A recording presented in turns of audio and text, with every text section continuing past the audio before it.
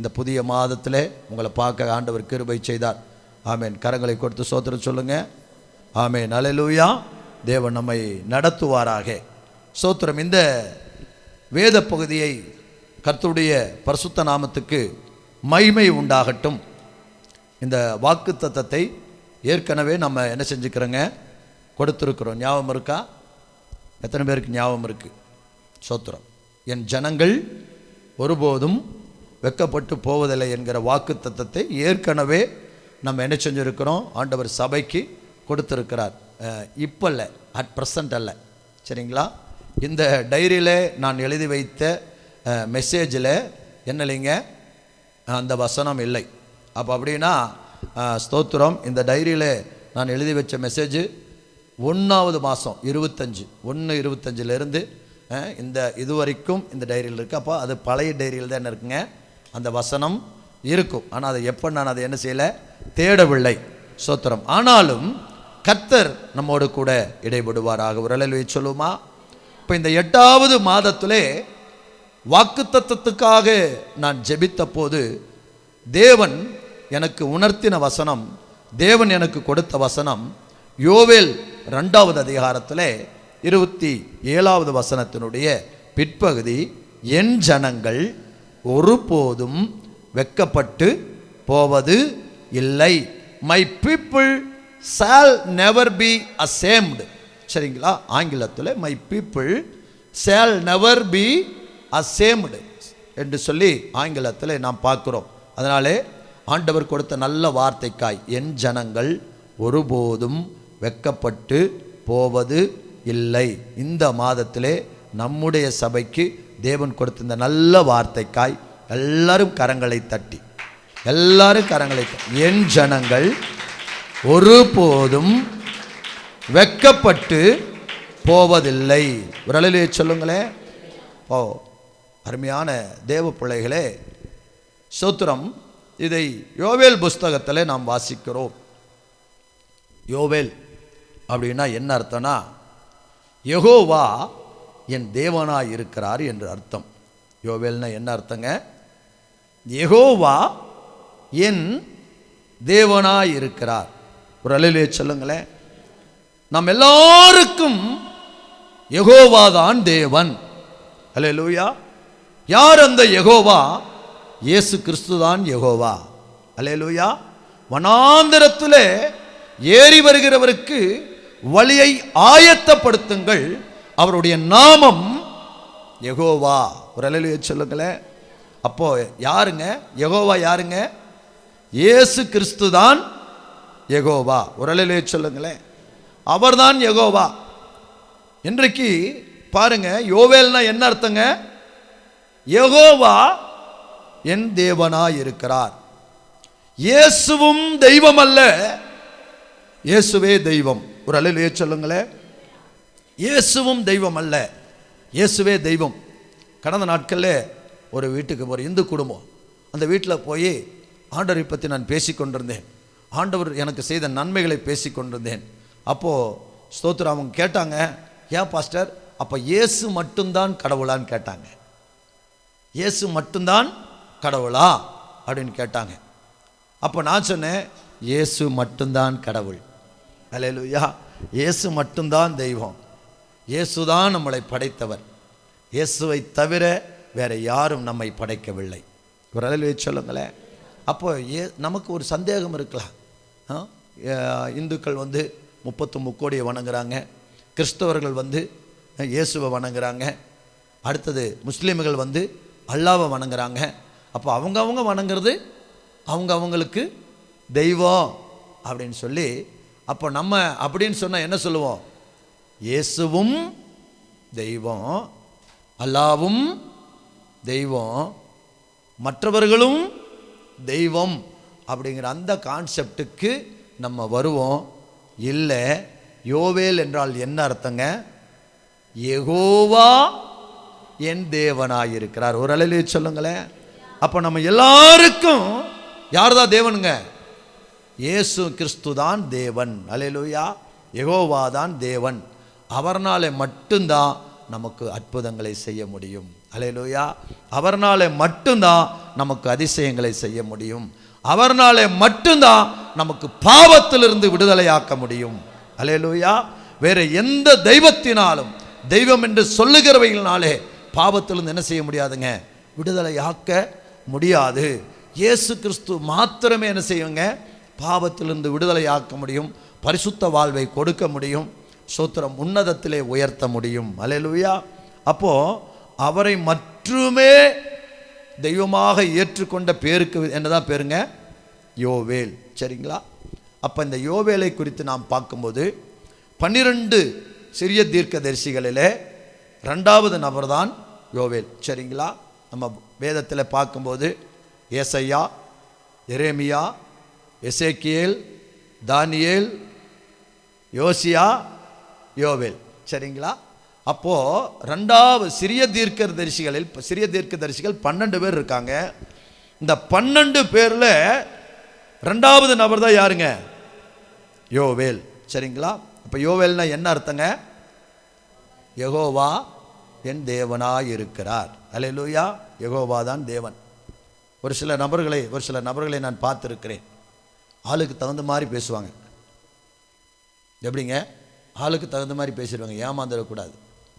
சரிங்களா?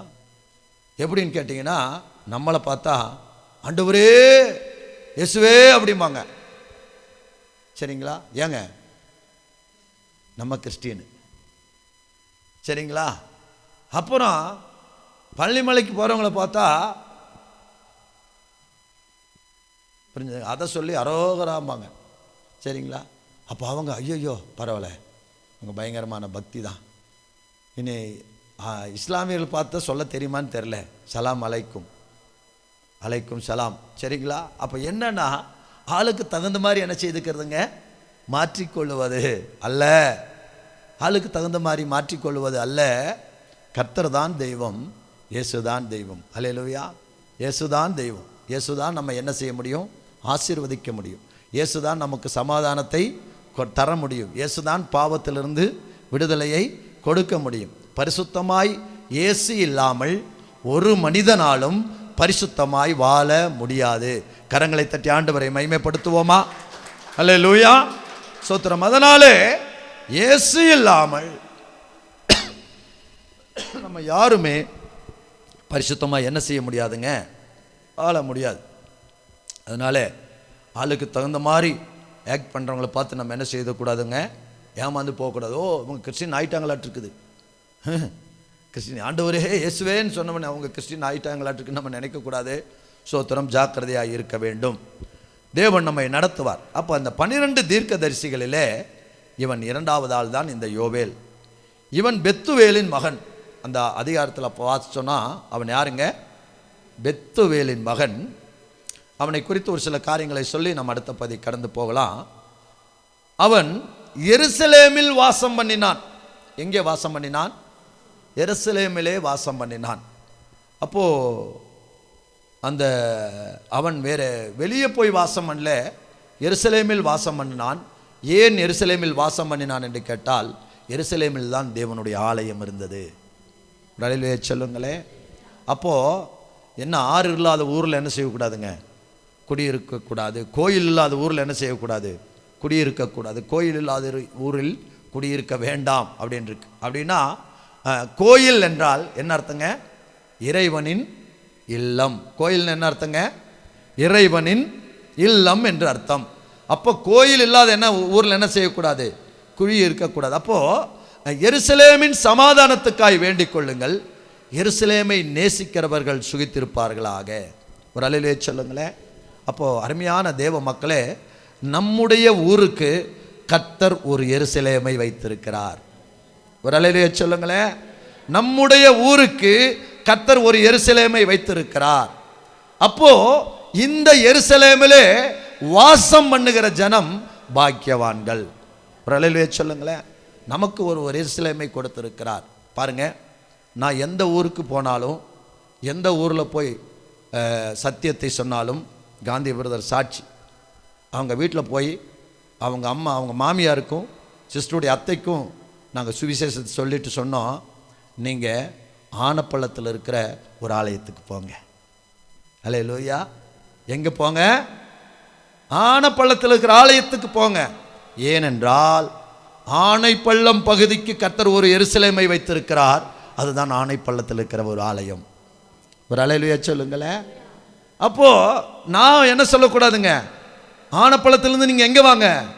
உளிக்கல் வாங்க. ஏன்னா இங்கே கூட்டத்தை என்ன செய்யணும்? கூட்டுறதுக்கு இங்கே தான், இதுதான் கரெக்ட் அப்படின்னு சொல்லலாம். ஆனால் தவறு.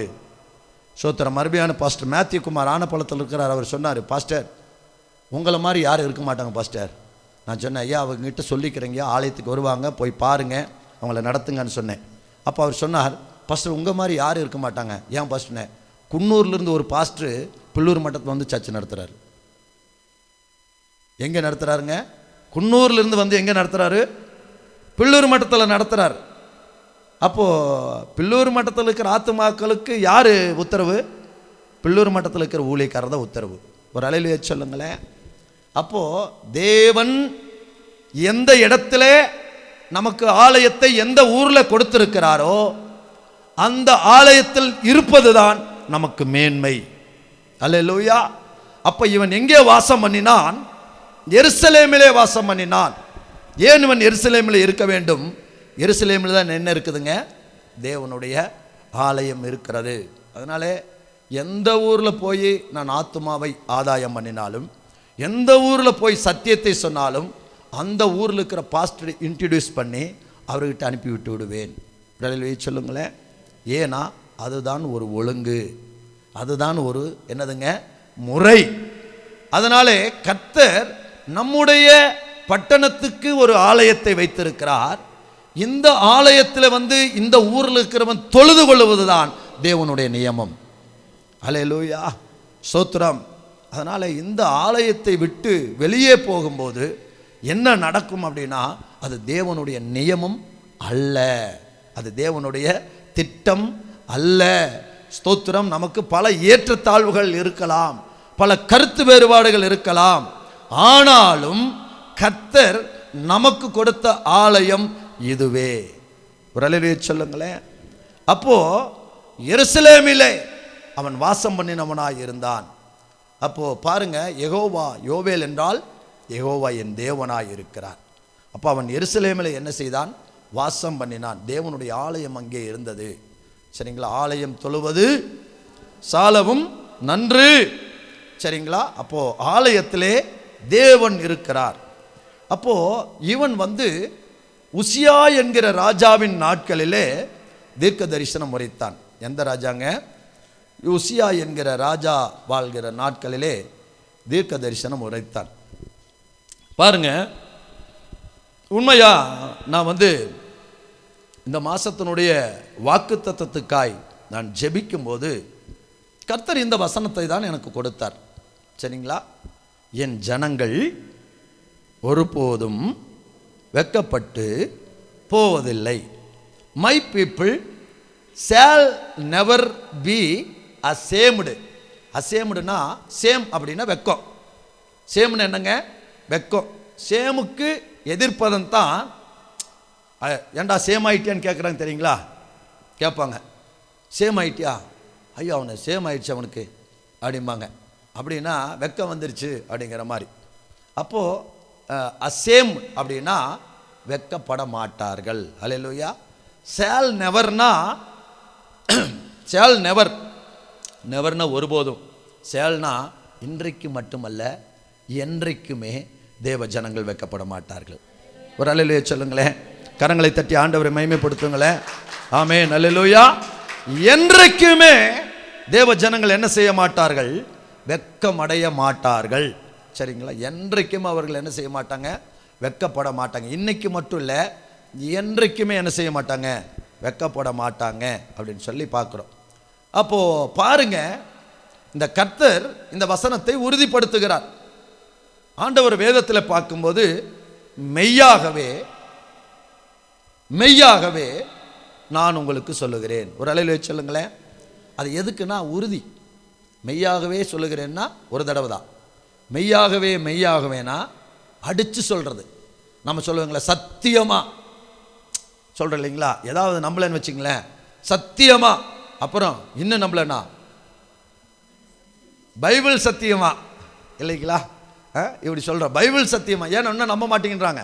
அப்போ பைபிள் மேலே யாரும் என்ன செய்ய மாட்டாங்க, அவங்க நம்புறதுக்காக அதை சொல்லுவோம். அதே போல தான் மெய்யாகவே மெய்யாகவேன்னு என்னதுங்க, உறுதிப்பாடு. சரிங்களா? உறுதியாய் சொல்றது. அப்போ கர்த்தர் இந்த வசனத்தை எப்படி உறுதிப்படுத்துகிறார்? யோவேல் 2வது அதிகாரத்தில் 26வது வசனத்தை வாசிங்க.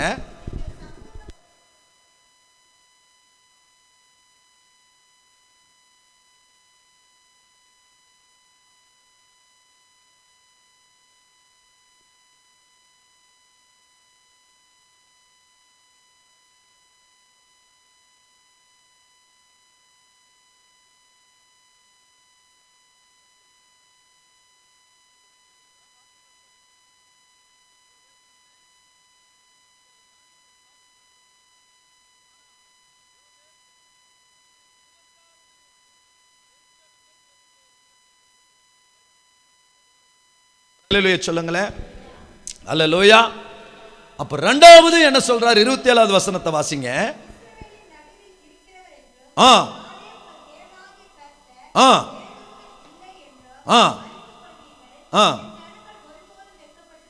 ஆமென். ஒரு அல்லேலூயா சொல்லுங்களேன்.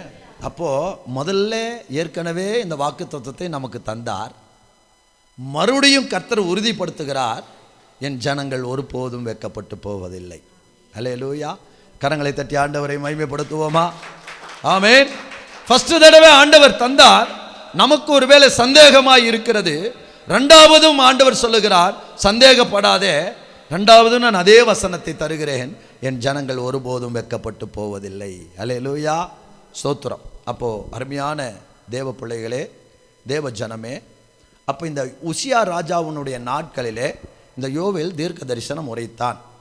அப்போது ஏன் இன்றைக்கு மறுபடியும் யோவேல் உரைத்த தீர்க்க தரிசனத்தை கர்த்தர் நினைப்பூட்டுகிறார் என்று சொன்னால், கர்த்தர் நம்மை நேசிக்கிறார் என்று அர்த்தம். ஒரு அல்லேலூயா சொல்லுங்களேன். ஆண்டவர் நம்மை நேசிக்கிறார். அப்போது அவர் என்ன தீர்க்க தரிசனம் உரைத்தார் அப்படின்னா,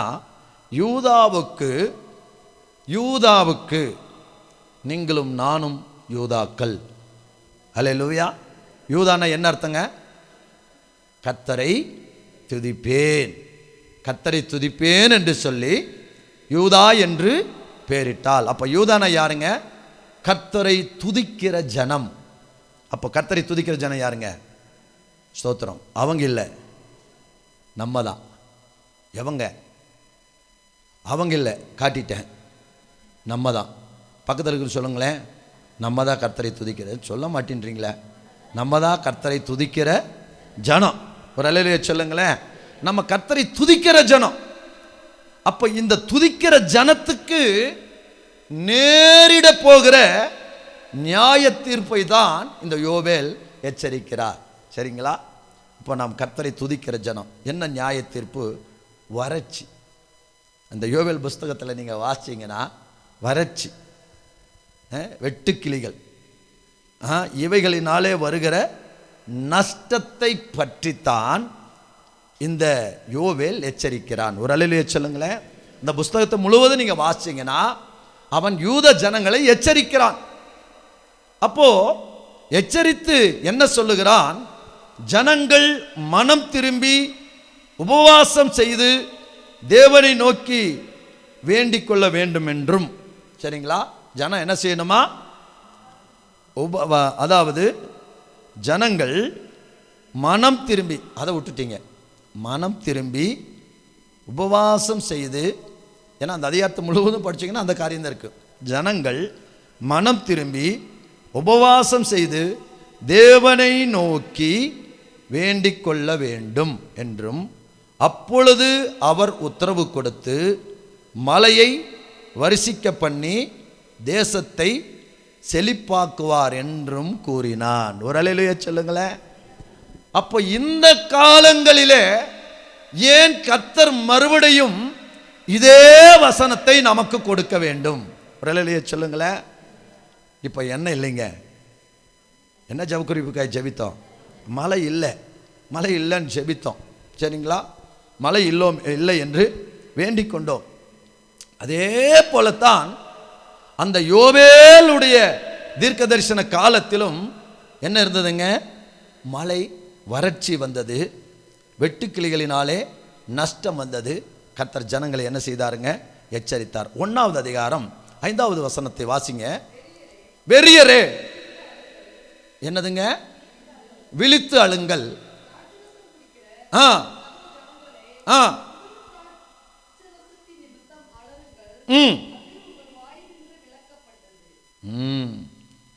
சொல்லுங்களேன். உங்க வாயை நின்று திராட்சை ரசம் என்ன செய்யப்பட்டது? விளக்கப்பட்டது. அப்படின்னா தேசத்தில் இனி திராட்சை பழம் என்ன செய்யாது? வராது. ஏன் வறட்சி? ஏன் வறட்சி? ஏன் வறட்சி? மழை இல்லை. மழை இல்லாதனால வறட்சி. ஏன் வறட்சி வந்தது? ஏன் மழை இல்லாமல் போயிற்று? அதை பின்னாடி நம்ம என்ன செய்யலாம்? நம் வேகமாக இருக்கிற ஒரு 15 நிமிடத்திலே அதை நாம் பார்க்கலாம். அதனாலே அவன் என்ன சொல்லுகிறான் என்றால், நீங்கள் மனம் திரும்பி உபவாசம் செய்து தேவனை நோக்கி வேண்டிக் கொள்ளுங்கள், அப்பொழுது அவர் உத்தரவு கொடுத்து மழையை வரிசிக்க பண்ணி தேசத்தை செழிப்பாக்குவார். தேசத்தை செழிப்பாக்கும் போது என் ஜனங்கள் ஒருபோதும் வெட்கப்பட்டு போவது இல்லை. ஒரு அல்லேலூயா சொல்லுங்களேன். அப்போ கர்த்தர் தேசத்தை செழிப்பாக்குவார். அப்போ செழிப்பாக்கும் போது என் ஜனங்கள் என்ன செய்ய மாட்டாங்க? வெட்கப்பட மாட்டார்கள். சரிங்களா? இன்றைக்கு எல் நினோவை குறித்து நாம் அறிந்திருக்கிறோம். சரிங்களா? எத்தனை பேருக்கு தெரியும்? ஆனால் இந்த 2 வாரத்திலும் போன வாரம் முந்தின வாரம் எனக்கு ஜப குறிப்பு நடத்துறதுக்கு நேரத்தை கொடுத்தார்கள் இங்கே சபை ஊழியர்காடு கூடுகையில். அப்போ 2 இடத்துலையும் நான் இந்த எல் நினோவுக்காக ஜப குறிப்பை என்ன செய்தேன்? நடத்தினேன். சரிங்களா? எல் நினோ அப்படின்னா என்ன அப்படின்னா, பூமி வெப்பமயமாகுதல். இதை என்னதுங்க? El Nino. பூமி வெப்பமயமாகுதல் தான் எல் நினோ. அப்படின்னா இன்றைக்கு கடந்த நாட்கள் ஒரு நியூஸ் பார்த்தேன். மேகமலை என்கிற இடத்துல, தேனி மாவட்டம் மேகமலை என்கிற இடத்துல வைகை ஆறு அங்கே தான் உற்பத்தியாகி வருகிறது. அந்த வைகை ஆறு வருகிற அந்த ஆறே சுத்தமாக வத்திருச்சு. இன்றைக்கு அங்கே இருக்கிற மக்கள் குடி தண்ணீருக்காக போய் ஊற்று தோண்டுகிறார்கள். ஊற்று தோண்டி அந்த ஊற்றுல சுரக்கிற தண்ணீரை எடுக்கிறார்கள்.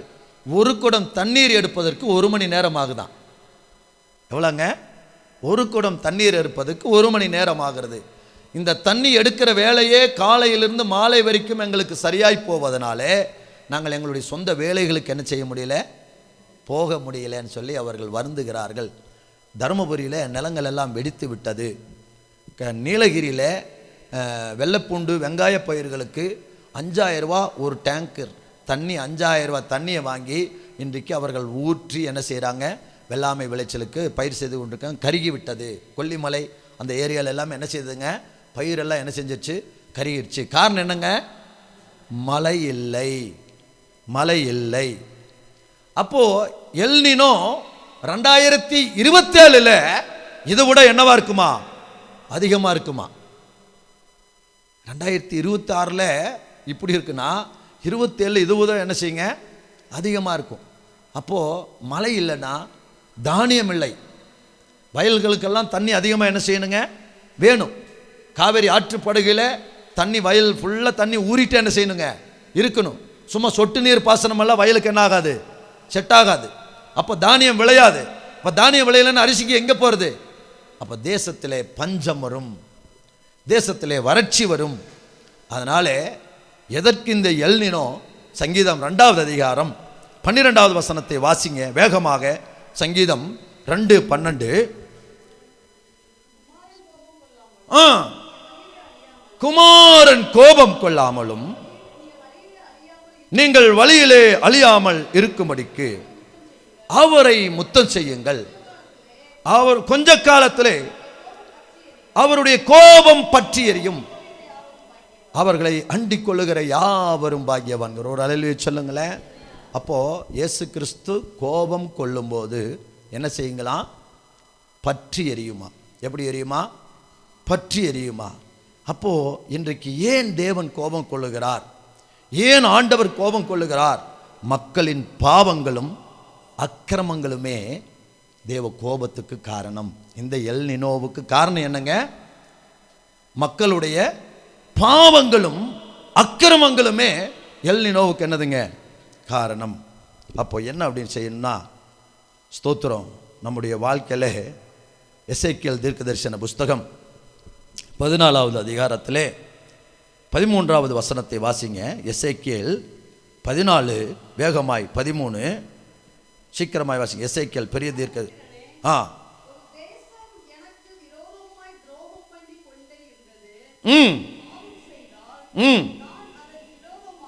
துரோகம் பண்ணிக்கொண்டே இருந்து அந்த தேசம் பாவம் செய்தால் நீட்டி அப்பம் என்னும் ஆதரவு கோலை முறித்து அதை பஞ்சத்தை அனுப்பி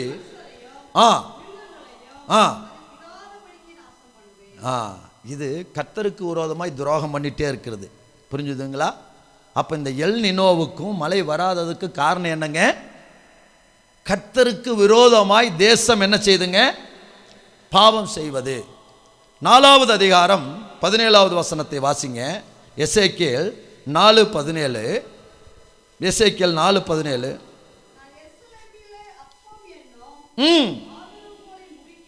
எருசலேமிலே அப்பம் என்னும் ஆதரவு கோலை முறிக்கிறேன்.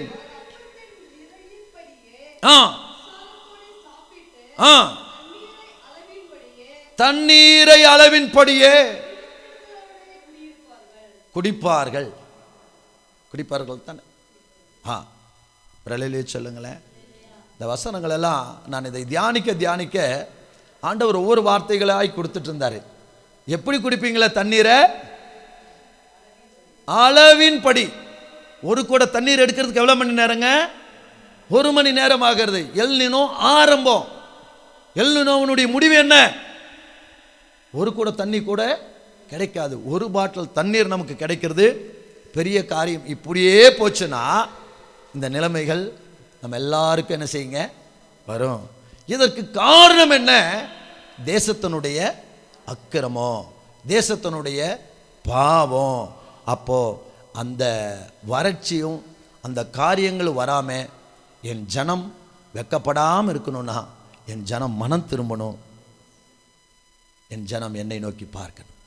ஒரு அல்லேலூயா சொல்லுங்களேன். அப்போ நாம் மனம் திரும்பினால், அவரை நோக்கி பார்த்தால் நிச்சயமாக தேவன் நம்முடைய தேசத்துக்கு சேமத்தை தருவார். அல்லேலூயா. மலையை கட்டளையிடுவார். கரங்களை தட்டி கர்த்தரை மகிமைப்படுத்துவோம். ஆமென். அல்லேலூயா. அப்போ இந்த எல் நினோவை குறித்து நாம் பார்க்கும்போது நமக்கே பயம் வருது. நமக்கே இந்த சூழ்நிலை வந்துருமா? தண்ணி இல்லாமல் போயிருமா? வெள்ளாமை விளைச்சல் இல்லாமல் போயிருமா? குடி தண்ணி இல்லாமல் போயிருமா அப்படின்னு நினைக்கிறோம். கர்த்தர் ஏன் சொல்றாருன்னா, இந்த அக்கிரமம் என் ஜனங்களை விட்டு, யூதா கோத்திரத்தாரை விட்டு மாறினால் நான் நிச்சயமாய் தேசத்துக்கு நல்ல சேமத்தை தருவேன். அல்லேலூயா. மழையை கொடுப்பேன். அப்போ நம்ம மனம் திரும்ப வேண்டும். இன்றைக்கு உலக மக்கள் மனம் திரும்புகிறார்களோ இல்லையோ, கிறிஸ்தவர்களாகிய நாம் மனம் திரும்ப வேண்டும். ஒரு அல்லேலூயா சொல்லுங்களேன். கிறிஸ்தவர்களாகிய நாம் என்ன செய்யணுங்க? மனம் திரும்ப வேண்டும். அப்போ கிறிஸ்தவர்கள் என்ன மனம் திரும்ப வேண்டும்? தேவ பிள்ளைகளே, கிறிஸ்தவர்களாகிய நாம் என்ன மனம் திரும்ப வேண்டும் என்று சொல்லி நாம் பார்க்கிறோம். இன்றைக்கும் கூட நம்முடைய வீடுகளிலே, தேவ மக்களுடைய வீடுகளிலே, துதிக்கிற மக்களுடைய வீடுகளிலே அந்நிய சத்தங்கள் கேட்கக்கூடாது. அல்லேலூயா சொல்லுங்களேன். கூக்குரல்கள் கேட்கக்கூடாது, சண்டைகள் கேட்கக்கூடாது, ஓலங்கள் கேட்கக்கூடாது, கெட்ட வார்த்தைகள் கேட்கக்கூடாது. ஒரு அல்லேலூயா சொல்லுங்களேன். அல்லேலூயா. இன்றைக்கு கிறிஸ்தவர்கள் வீடுகளிலே காலையில் ஆரம்பித்தா சாயந்தரம் வரைக்கும் என்ன இருக்குங்க? சண்டைகள் இருக்கிறது, பிரச்சனை இருக்கிறது. சரிங்களா? அப்போ என்னன்னா, தேவ மக்களுடைய வீடுகளிலே ஆண்டவரை மைமைப்படுத்துகிற வார்த்தைகள் தான் இருக்க வேண்டும். ஒரு அல்லேலூயா சொல்லுங்களேன். அல்லேலூயா. கெட்ட வார்த்தைகள் வரக்கூடாது, சண்டைகள் வரக்கூடாது. சரிங்களா? வீட்டுக்காரர் ஒன்று சொன்னால் வீட்டுக்காரி 2 சொல்கிறது, வீட்டுக்காரி 1 சொன்னால் வீட்டுக்காரரு 3 சொல்கிறது. உன் மூஞ்சியும் முகரக்கட்டையும் பார்த்துட்டா சோறு தின்ன மாதிரி தான் இருக்கும் அப்படின்னா, ஏன் மூஞ்சியை ஏன் பார்க்குறீங்க? என்ன செய்யுங்க? fill in the blanks dash. ஏன் மூஞ்சியை ஏன் பார்க்குறீங்க? சம் மேக்ஸ் பேரை சொல்லி அவன் மூஞ்சியை போய் பாருங்க. அவன் மூஞ்சி நான் எதுக்கு பார்க்குறேன்? வந்ததா வம்பு. சரிங்களா? இப்படியே என்ன செய்யுங்க, வார்த்தை மிஞ்சிட்டு போகும்போது அப்புறம் மனைவி பேச, கணவன் பேச. கடந்த நாளில் ஜெனரல் பாடி மீட்டிங் நடந்தது. 5 நிமிஷத்தில் முடிக்கிறேன். ஜெனரல் பாடி மீட்டிங் நடந்தது. அப்போது நம்முடைய மதிப்புக்குரிய ஓவர்சியர் எபினேஸ் செல்வராஜ் பாஸ்டர், யாரெல்லாம் மனைவி அடிப்பீர்கள் அப்படின்னு சொல்லி கேட்டார். யாரெல்லாம் பாஸ்டர், எல்லாருமே பாஸ்டருக்கு, வேறு யாருமே கிடையாது. யாரெல்லாம் மனைவி அடிப்பீங்க? அதில் ஒரு பாஸ்டர் தண்டுக்காரம்பாளையத்தில் சேர்ந்தவர், உசாஸ்திரங்களுக்கு தெரிஞ்சிருக்கும், பிரகாஷ்னு ஒருத்தர் கை தூக்குனார். ஓ, உங்கள் மனைவி அடிப்பீங்களா அப்படின்னாரு. ஆமாம் பாஸ்டர் அப்படின்னப்பல, உங்களை நான் தனியாக பார்க்கணும், உங்களுக்கு கொஞ்சம் என்ன செய்யணும், கொஞ்சம் கவுன்சில் கொடுக்கணுன்னார். சரிங்களா? 2வது இன்னொரு கேள்வி கேட்டார். யாரெல்லாம் பொண்டாட்டி கையில் அடி வாங்குவேன்னு கேட்டார். அதுக்கும் கை தூக்குனார். யாருமே தூக்கல. யாருமே அவர் சரி உண்மையாக பொய் சொல்லக்கூடாதுன்னு தூக்குறார் போல. சரிங்களா? மற்றவங்களாம் ஒரு வேளை இருக்கலாம், மேபி இருக்கலாம், ஆனால் அவர் மட்டும் தூக்குனார். அப்போது கடைசியில் உங்களுக்கு தனியாக கவுன்சில் கொடுக்கணுங்கயா, தேவ சபையில் சரியில்லை, என்னை நீங்கள் தனியாக பாருங்கள் போகும்போது அப்படின்னு சொல்லி அனுப்புனார். அப்படின்னா என்ன அப்படின்னு கேட்டிங்கன்னா, அருமையான தேவ மக்களே, தேவ பிள்ளைகளே, நம்முடைய வீடுகளிலே கர்த்தரை உயர்த்துகிற துதியின் சத்தம் தான் கேட்க வேண்டும். ஒரு அல்லேலூயா சொல்லுங்களேன். அல்லேலூயா. அதனால் எதிர்ப்பதமான வார்த்தைகள், எதிர்ச்சொல்கள் என்ன செய்யக்கூடாது, கேட்கக்கூடாது. ஏன் இட்லி அப்படி பார்க்குறீங்க? சோத்திரம் இல்லை, இட்லி ஹார்ட் மாதிரியே இருக்குது. ஏங்க ஹார்ட் இப்படியே இருக்குதான்? கல்லு மாதிரி இருக்க சிஸ்டர் சொல்லாமையே சொல்கிறாங்க. ஒரு அல்லேலூயா சொல்லும். அல்லேலூயா. அதனால் அவங்க அப்படி இருக்காங்க, தப்பாக நினச்சிடாதீங்க. அப்போ கல்லு மாதிரி இருக்குது ஹார்ட் அப்படின்னு. இப்படி தாங்க விதாண்டவாதம் என்ன செய்யும், வீட்டுக்குள்ளே வந்துகிட்டே இருக்கும். அதனால் கிறிஸ்தவ மக்கள், கிறிஸ்தவ ஜனம், நம்முடைய மனைவியோ நம்முடைய கணவனையோ நம்ம என்ன செய்யக்கூடாதுங்க, அந்த நிலைமைக்கு போகக்கூடாது. நம்முடைய வீடுகளில் அதிகமாக என்ன வரக்கூடாதுங்க, சண்டையின் சத்தங்கள் என்ன செய்யக்கூடாது, வரக்கூடாது. இது தேவனுக்கு என்னது இல்லைங்க, பிரியமானது அல்ல. ஸ்தோத்திரம். ஒரு திருச்சபையில் நடந்த சம்பவம். சரிங்களா? ஒரு திருச்சபையில் நடந்த சம்பவம். இன்றைக்கி என்ன இருக்குதுங்க, பரிசுத்த பந்தி இருக்குது. எடுத்துகிட்டு போயிட்டு அமைதியாய் வீட்டில் இருந்து விடுங்கள். ஒரு அல்லேலூயா சொல்லுங்களேன். அமைதியாய் இருந்து விடுங்கள். எதையும் தேவையில்லாமல் பேசிடாதீங்க. ஒரு திருச்சபையில் பரிசுத்த பந்தி எடுத்துகிட்டு போயிட்டாங்க. அடுத்து என்ன வந்தது, கணவனுக்கு மனைவிக்கு சண்டை வந்தது. சரிங்களா? கணவன் மனைவிக்கு என்ன வந்தது, சண்டை வந்தது. சண்டையோடு என்ன செஞ்சுக்கணும், நிறுத்திக்கணும். சண்டை கை கலப்பாய் முத்திருச்சு. சண்டை என்ன ஆயிடுச்சுங்க, கை கலப்பாய் முத்திருச்சு. கை கலப்பாய் முத்துனால மனைவி கையை ஓங்க, கணவனார் கையை திருப்ப, கீழே தள்ளி விட, மேலே போட்டு மிதிக்க. அப்போ எதுக்கு திருவிருந்து எடுக்க? ஒரு அல்லேலூயா சொல்லுங்களேன். அல்லேலூயா. அப்புறம் எதுக்குங்க நம்ம திருவிருந்து எடுக்கணும்? திருவிருந்து கர்த்தருடைய சரீரத்துக்கு ஒப்பான அப்பம், அவருடைய ரத்தத்துக்கு ஒப்பான ரசம். திருவிருந்து சடங்காச்சாரம் அல்ல, திருவிருந்து கிறிஸ்து நமக்குள்ள வருவதற்கு. ஒரு அல்லேலூயா சொல்லுங்களேன். அல்லேலூயா. அப்போ கிறிஸ்து நமக்குள்ள வருவதற்கு தான் திருவிருந்து. அதை எடுத்து விட்டு போய் கிறிஸ்து இல்லாமல் நாம் செயல்பட்டோம் என்று சொன்னால் நம்முடைய திருவிருந்து சடங்காச்சாரம். புரிஞ்சுதுங்களா? நம்முடைய திருவிருந்து சடங்காச்சாரம். அப்போ ஏன்னா இதை கர்த்தர் பரலோகத்திலிருந்து பார்த்து கொண்டிருக்கிறார். யாரோ மனம் திரும்புவதல்ல, முதல் யூதா கோத்திரத்தார்கள் மனம் திரும்ப வேண்டும். ஒரு அல்லேலூயா சொல்லுங்களேன். யாரோ மனம் திரும்புவதல்ல, எந்த ரட்சிக்கப்படாத உலக மனுஷனோ மனம் திரும்புவதல்ல. கர்த்தரை துதிக்கிற ஜனம், கர்த்தருடைய ஜனம், கர்த்தரை ஆராதிக்கிற ஜனம் மனம் திரும்ப வேண்டும் என்று கர்த்தர் எதிர்பார்க்கிறார். ஒரு அல்லேலூயா சொல்லுங்களேன். அல்லேலூயா. அதனால் என்ன அப்படின்னா, ஸ்தோத்திரம், ஞாயிற்றுக்கிழமை நம்ம சொந்த பேச்சு என்ன செய்யக்கூடாதுங்க, பேசக்கூடாது. அப்படி சொந்த வார்த்தைகளையே பேசக்கூடாது. அப்போ நாம் என்ன செய்ய வேண்டும் என்றால், அருமையான தேவ மக்களே, இதுவும் கூட ஒரு தேசத்தின் அக்கிரமம். சரிங்களா? இதுவும் கூட என்ன, ஒரு தேசத்தின் அக்கிரமம். என்னன்னா, இந்த வாயில துதிக்கிறோம், இந்த வாயில கர்த்தரை ஆராதிக்கிறோம், இதே வாயில வீட்டில் போய் என்ன செய்கிறோம், கெட்ட வார்த்தை பேசுகிறோம். இது கர்த்தருடைய பார்வையில் என்னதுங்க, அக்கிரமம். எல்னினோ வந்ததுக்கு நான் சொல்லுவேன் உலகம் காரணம் இல்லை, எல்னினோ வந்ததுக்கு கிறிஸ்தவம் தான் காரணம். ரலையிலே சொல்லுங்களேன். ஆனால் கர்த்தர் ஒரு எக்ஸ்கியூஸ் தர்றாரு. ஆண்டவரே, இதை நான் பண்ணினது தப்புன்னு நீ மனம் திரும்பி கர்த்தரை நோக்கி பார்த்தால் கர்த்தர் நமக்கு இறங்கி தேசத்தின் மேலே நல்ல மழையை தருவார். ரலையிலே சொல்லுங்களேன். அப்போது அவர் சொல்லிட்டு, இந்த வறட்சியினாலும் இந்த வெட்டுக்கிளிகளினாலும் நீங்கள் நஷ்டம் அடைவீர்கள் என்று சொல்லவில்லை.